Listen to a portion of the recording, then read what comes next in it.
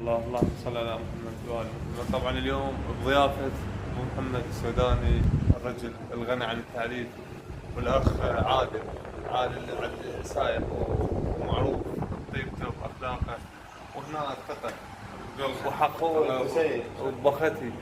يعني إنسان يعني ما أقدر بيه من أوصفه، ولا أجامل ولا أخذ شيء. وأنا رجال يمكن من 2014 أو 2013 متعامل وياه. الحجز كن فيكون، وما عاد دلائل ولا يسر، ومسهل الامور.